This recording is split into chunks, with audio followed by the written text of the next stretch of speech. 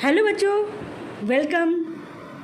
आज हम अपने चैप्टर इलेक्ट्रोस्टैटिक्स में पढ़ने वाले हैं एप्लीकेशंस ऑफ गॉसेस लॉ के बारे में। गॉसेस लॉ के नियम के क्या क्या अनुप्रयोग हैं। तो उसी क्रम में जो फर्स्ट एग्जांपल हमने लिया है वो लिया है कि किसी भी इलेक्ट्रिक फील्ड के अंदर उपस्थित किसी भी पॉइंट पर उससे r दूरी पर प्रेजेंट किसी अन्य पॉइंट चार्ज के द्वारा कितना इलेक्ट्रिक फील्ड होती है, हमें यह ज्ञात करना है। That is the intensity of the electric field at a point due to a point charge. For this I have to consider point charge Q। माना कि एक पॉइंट चार्ज Q है और हमें इसके चारों ओर जो भी इलेक्ट्रिक फील्ड प्रेजेंट है, इस इलेक्ट्रिक फील्ड के किसी भी पॉइंट पर, मान लिया कि एक पॉइंट है सपोज P, ये इससे R दूरी पर प्रेजेंट है। ओके, तो हमें इस बिंदु P पर क्या निकालना है? हमें इस बिंदु P पर इलेक्ट्रिक फील्ड का मान निकालना है Q चार्ज की वजह से। तो मान लिया कि Q is the positive charge. Okay, अब P पर हमें जब निकालना है इलेक्ट्रिक फील्ड का मान, तो सबसे पहले हमें क्या करना होगा? P पर एक हमें छोटा सा एरिया कंसीडर करना होगा। मान लिया कि ये एरिया जो है वो है S एरिया है। ठीक, तो इस सरफेस पर इसका सरफेस एरिया वेक्टर कितना होगा? इसके जस्ट परपेंडिकुलर ds वेक्टर होगा, जो कि हम आपको पहले डिस्कस कर चुके हैं कि किसी भी सरफेस का जो एरिया वेक्टर होता है वो उसके प्लेन के जस्ट परपेंडिकुलर होता है। तो if this is the plane of the surface, then the area vector will be perpendicular to this surface S।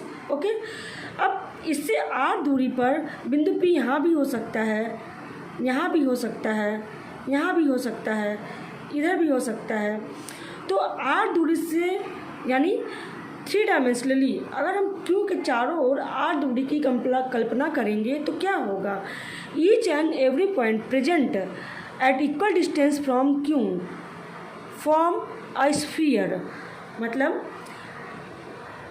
किसी भी पॉइंट से एक निश्चित दूरी पर यानी r दूरी पर अगर हम 3 डायमेंशनली पॉइंट्स को कंसीडर करें और सारे पॉइंट्स को हम कनेक्ट करें, तो एज ए रिजल्ट हमें जो आकृति मिलेगी, जो शेप मिलेगा, वो स्फीयर का शेप मिलेगा।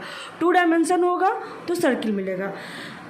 यू नो डैट एक पॉइंट है, इससे कांस्टेंट दूरी पर अगर हम किसी बिंदु को लोकेट करते जाएं तो हमें क्या मिलेगा? आप जानते हैं कि किसी भी कांस्टेंट दूरी पर जब हम इसको लोकेट करते जाएंगे तो इस पॉइंट के चारों ओर अगर r कांस्टेंट रहा तो एक सर्किल का फॉर्मेशन होगा। यदि इस पॉइंट O से every P point P1 P2 P3 जितने भी हो जाएंगे इसके चारों तरफ, सब अगर r डिस्टेंस पर प्रेजेंट है तो ये पूरा सारे पॉइंट्स का लोकस क्या कहलाएगा? बिंदु पथ क्या कहलाएगा? सर्किल कहलाएगा इन 2 dimension. But in 3 dimension this will become a sphere. ठीक है, तो अब r पॉइंट को कंसीडर करना है हमें, Q से r दूरी पर स्थित बिंदु P पर निकालना है। तो आप ये समझ सकते हैं कि बिंदु P जो भी होगा वो Q से चारों तरफ कहीं पर भी प्रेजेंट हो सकता है। इस पेपर के सरफेस पर भी हो सकता है, इसके परपेंडिकुलर ऊपर की तरफ r दूरी पे हो सकता है, r दूरी परपेंडिकुलर जस्ट नीचे की तरफ हो सकता है, इधर हो सकता है, लेफ्ट इधर हो सकता है, इधर, यानी XYZ किसी भी डायरेक्शन में r दूरी पर बिंदु P प्रेजेंट हो सकता है। तो as a result we can say that बिंदु P का जो लोकस बनेगा, the locus of point P, locus या बिंदु पथ, locus of point P will be sphere.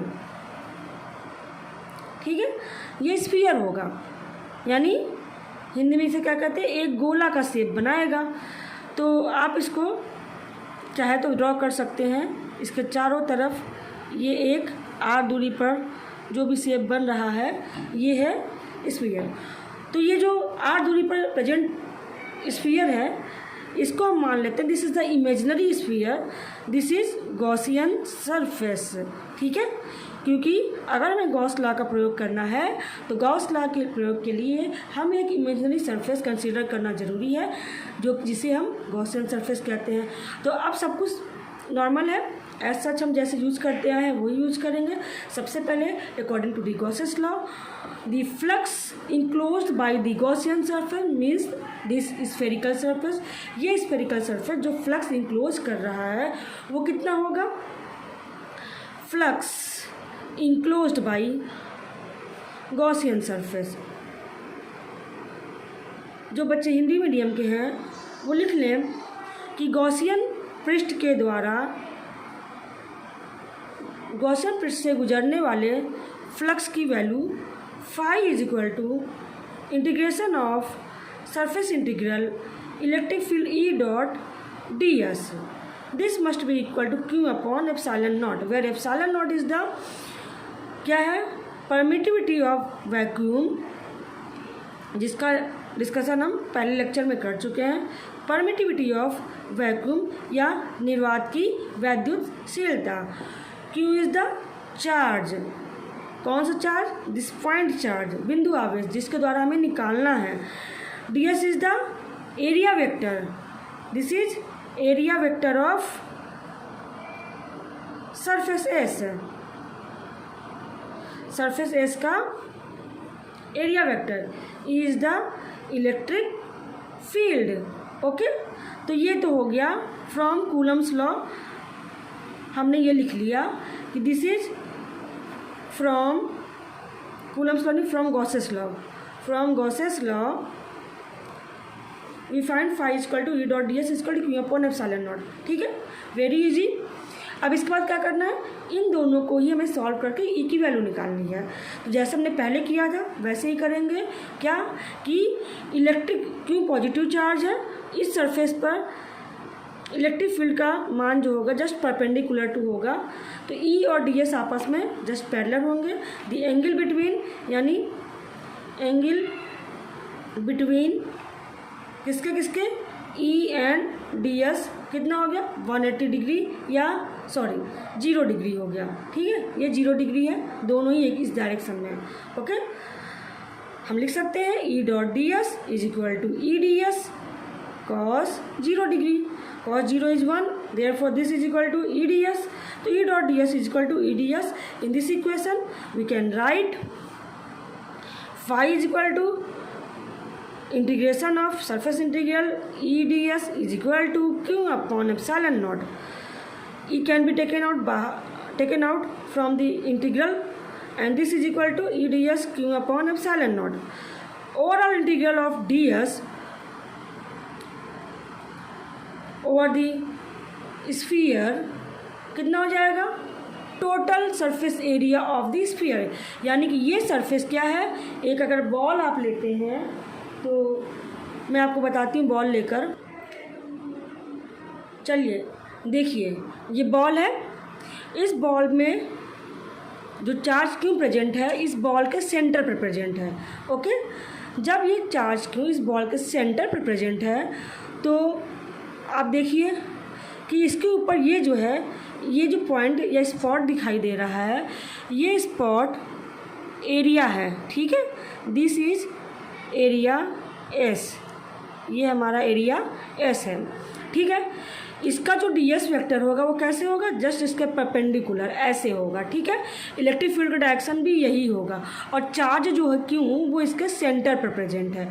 अब आप ये सोचिए कि ये डी एस कहाँ हो सकता है? यहाँ पे है, अभी यहाँ भी हो सकता है, इधर भी हो सकता है, यहाँ यहाँ यहाँ यहाँ कहीं भी हो सकता है। तो इस डी एस को अगर हम ओवरऑल इस बॉल पर फैलाना चाहेंगे तो कितना फैला सकते हैं? जितना इस बॉल का पूरा एरिया है, सरफेस एरिया, हमारे पास मैक्सिमम कवर करने का रास्ता या करने की मैक्सिमम कवरेज केवल इसका सरफेस एरिया है। ठीक है, इसका मतलब d s can vary from 0 to overall surface area. एक स्फीयर का ओवरऑल सरफेस एरिया क्या होता है? 4 पाई आर स्क्वायर। ओके, तो d s can vary from 0 to 4 pi r square. तो इस क्लोज इंटीग्रल को हम या तो ओके, अभी मैं बॉल रख देती हूँ, अपने डेरिवेशन पर चलते हैं हम। ठीक है, तो हम या तो इस close integral of d s ये लिखें, मतलब डी एस का ओवरऑल स्फीयर पर कितना पूरा एरिया हो जाएगा वो लिखें, या we can write also this as 0 to 4 pi r square ds, this is equal to Q upon epsilon naught.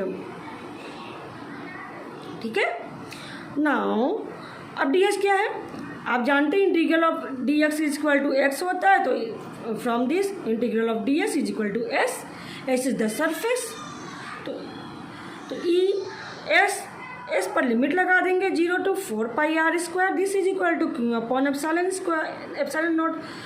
आगे अब हमारे पास, अब हम क्या करेंगे, एस पे लिमिट रखेंगे 4 pi r square minus 0, this is equal to Q upon epsilon naught. अब यहाँ से we can find E is equal to 1 upon 4 pi epsilon naught Q upon r, नीचे आ जाएगा 4 pi इसके साथ ले लिया, तो Q upon r square. Okay, देखिए हमारा ये इक्वेशन वही आ गया जो एक इन जनरल होता है कि किसी बिंदु आवेश के द्वारा किसी भी पॉइंट पर इलेक्ट्रिक फील्ड कितना होता है, यही होता है E equal to 1/4 pi epsilon naught Q by r square, जो कि हमें मिल चुका है। और ये डेरिवेशन हमने कैसे किया है, यूजिंग दी गॉसेस लॉ। ठीक है, तो इस प्रकार गॉस लॉ को यूज करके किसी पॉइंट पर इलेक्ट्रिक फील्ड क्यू आवेश के द्वारा कितना होता है हम निकाल सकते हैं। ओके बच्चों, थैंक यू, ये टॉपिक ख़त्म होता है।